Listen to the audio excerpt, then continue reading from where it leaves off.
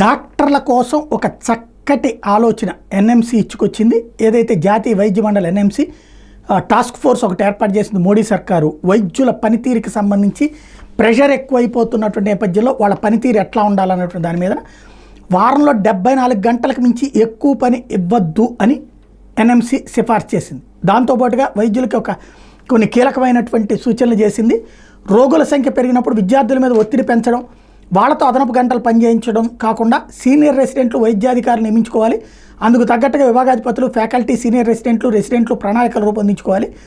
అలాగే పీజీ విద్యార్థులకు 2 వారాలు, ఎంబీబీఎస్ విద్యార్థులకు 4 వారాల చొప్పున ఓరియంటేషన్ కార్యక్రమాలు నిర్వహించాలి.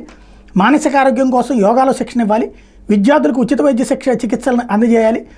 ర్యాగింగ్ నిర్మూలన విషయంలో ఎన్ఎంసీ నిబంధనలు కఠినంగా పాటించాలి. బ్యాక్లాగ్లో ఒత్తిడి లేకుండా సప్లిమెంటరీ పరీక్షలు నిర్వహించాలి. విద్యార్థుల ఫలితాలను రోల్ నెంబర్ల ద్వారా ప్రకటించాలి. స్పెషలిస్టుల డిమాండ్ ఉన్న విభాగాల్లో పీజీ సీట్లను పెంచాలి. 24 గంటలు విద్యార్థుల కోసం సపోర్ట్ వ్యవస్థను ఏర్పాటు చేయాలి. ప్రతి 500 మంది విద్యార్థులు కనీసం 2 కౌన్సిలర్లను నియమించాలి. వైద్య విద్యార్థుల సమస్యలపై ఫిర్యాదులకు ఒక పోర్టల్ని అందుబాటులోకి తీసుకురావాలని కూడా సూచించింది.